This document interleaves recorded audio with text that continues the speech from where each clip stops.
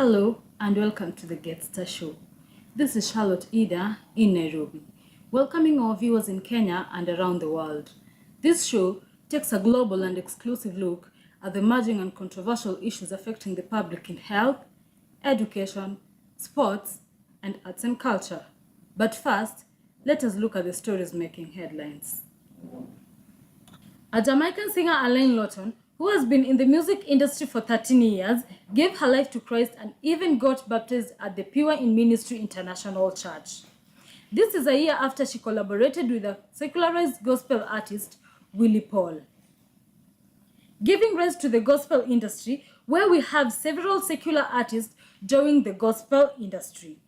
To the contrast of our gospel musicians in the past few years, who gave us praise and worship, these artists are more into hype and dance. It has been seen through artists who are raising eyebrows like Bahati, not forgetting Saizate and Wahoo, who recently joined the industry from secular. Bringing us to our big question. Do you think secular is what makes music?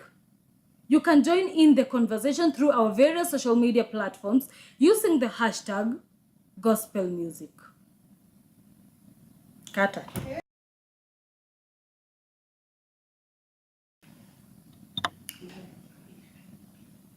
I can see some of your comments are already streaming in. And on Twitter, @Marion Kesa is saying, with this generation, I guess the gospel industry is losing its value.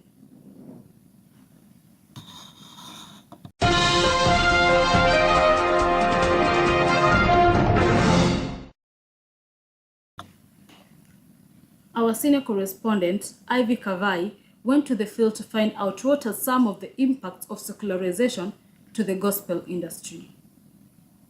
Each and every person would always wish and want to hear or have a listen to good news. This is based on the fact that this news will always bring transformation and various impacts to the person. It is clear that one man's meat is another one's poison, as we have some against the secularization of the gospel artist, while others are fully for the transformation, as they claim they cannot listen to the ancient songs listened to by their folks and get inspired or blessed.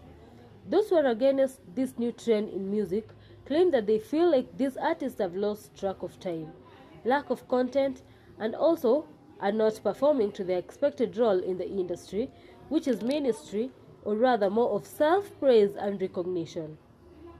Despite all this, it is a clear indication that each and every individual knows who they are and what works best for them. Reporting for Get Star News, I am Ivy Kavai.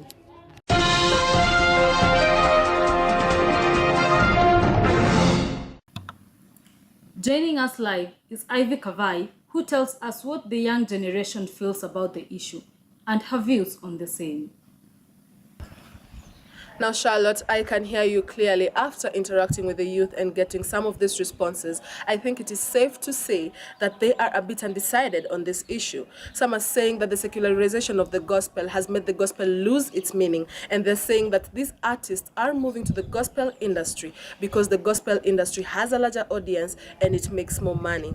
And the contradicting side is saying that the gospel can be ministered to different people different ways.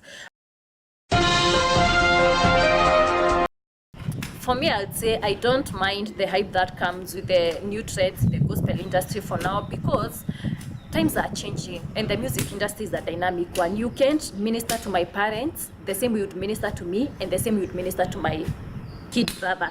There has to be some difference. Different people, age groups, and with the times going on, have preferences for various styles of music. And again, for me, it's not about how you present the information. For me, it's the message itself. So I would reason that for me, I don't mind the style. As long as the message is there, I can get it. That's what is more important to me.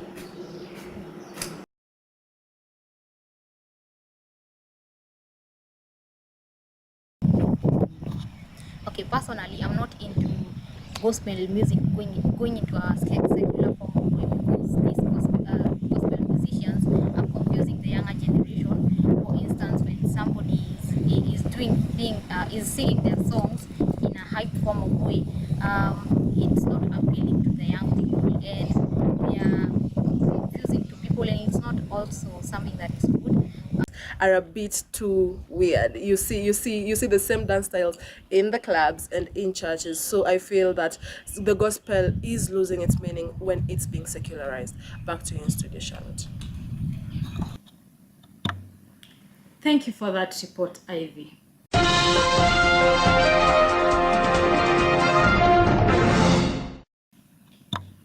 At Nicole Okech just joined us on Twitter by saying, I am not into the secularization aspect, but I believe the songs and artists in that gap play a big role in the entertainment aspect and to the young generation.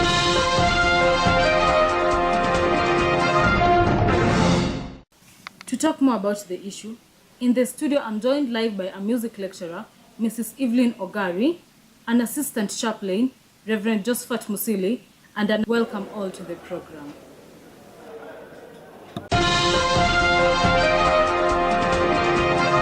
To start with you, Mrs. Ogari, what is your take on the current gospel industry? Industry. Actually, let me say, it's kind of a 50-50 gospel industry in that 50% are preaching the gospel and 50% are not preaching the gospel. Yet they claim that they are singing, they are preaching, they are ministering the gospel. And do you believe the Kenyan gospel is on the right path?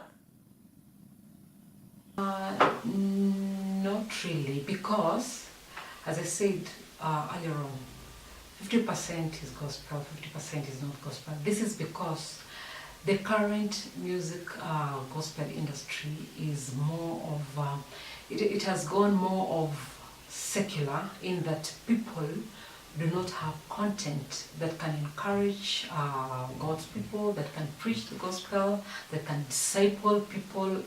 So I would say that it's not on the right path. And especially when you see musicians who are leading up there and they claim they are preaching the gospel through singing, but then when you listen to the music, there's no content. And yet gospel music is supposed to have to be based on the content from the Bible, which is the word of God. Reverend Musili, do you feel like our gospel artists know what it takes to be in gospel? Maybe they have an idea as to whether they know or not. I may not be able to clearly tell. But even as it is, it should actually be gospel music, gospel musicians, gospel ministry, and gospel singing ministry. And so what has happened is the artist part that has crept into the ministry itself has distorted the meaning. So I would say, yeah, there are a few that I would say probably they don't seem to understand exactly what gospel singing ministry is. That brings us to the end of our discussion today. Thank you all for coming.